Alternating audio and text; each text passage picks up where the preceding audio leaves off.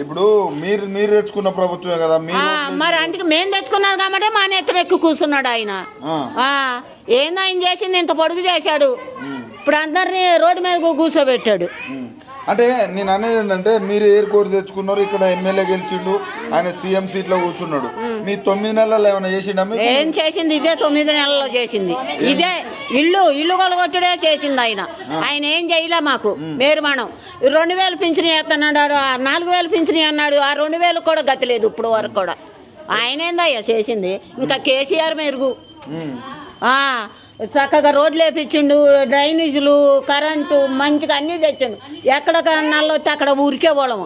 అట్ట నల్లలు కూడా వేయించాడు మంచిగా. మీరు FTL పరిధిలోకి వచ్చినారట మీ ఇల్లులన్నీ. అట్టనా? మరి కాంగ్రెస్ ఉన్నప్పుడే ఉండేవి ఇవన్నీను, ఇందిరాగాంధీ ఉన్నప్పుడే ఉండేగా. మరి అప్పుడే ఆమె గోలగొట్టలేదు. మరి ఈయన వచ్చి 1 సంవత్సరం కూడా కాలేదు, అందరినీ ఏడిపిస్తున్నాడు. ఆయన ఏందయ్యా చేసింది? పనికి మాల గెలిపించుకున్నట్టు అయింది ఇప్పుడు మా పని. మేమే పనికి మాల ఉండే, మాకన్నా పనికి మాలలో అయింది. ముఖ్యమంత్రి అన్ని మంచిగా చేస్తున్నాడు, అన్నీ చేస్తున్నాడు, మంచిగా చేస్తున్నాడు. ఇప్పుడు అందరం అందుకే రోడ్డు మీద కూర్చున్నాం. ఎట్లా మరి మీ ఇల్లు పోతే పరిస్థితి? ఎవరో పోనీ రాదు, రాని ఎవడొస్తాడో చూద్దాం. ఎవడొస్తాడో రాని చూద్దాం. నోటీసులు వచ్చినాయి, నోటీసులు అన్ని మళ్ళీ పంపించావు. ఊరుకుంటావా మరి? పంపించాము. కూలగొడితే పరిస్థితి ఎవరో కూలగొట్టినప్పుడు చూద్దాం. మేము కూడా దాని కింద పడతాం, మా పిల్లలకి ఇంత పెట్రోల్ పోతే తగల పెడతాం. గంట మించింది ఏమీ లేదు. మరి ఇక చేసేదేముందయ్యా?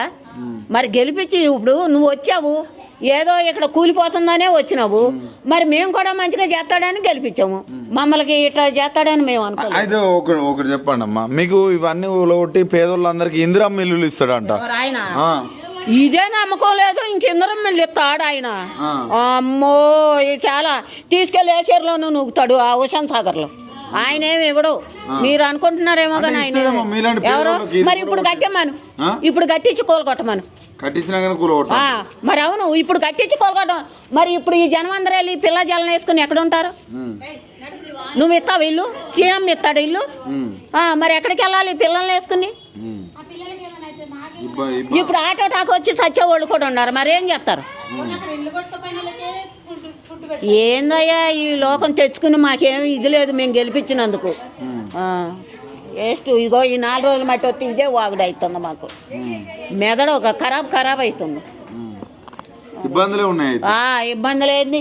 ఇప్పుడు వారం రోజులైందా వాన రాబట్టి? ఒక్క సొక్క ఎక్కడన్నా మీకు కనపడిందా? మరి ఎట్ట గోలు కొడతానంటున్నాడు.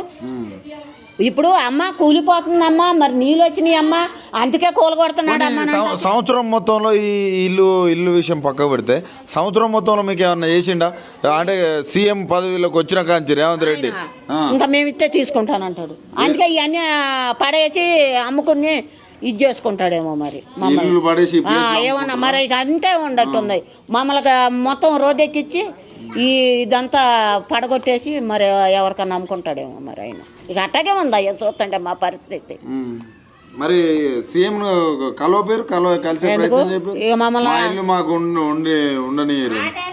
అసలు అది కూడా అక్కడికి వెళ్తే కూడా మమ్మల్ని అసలు చూస్తాడో చూడో అన్నట్టే ఉంది.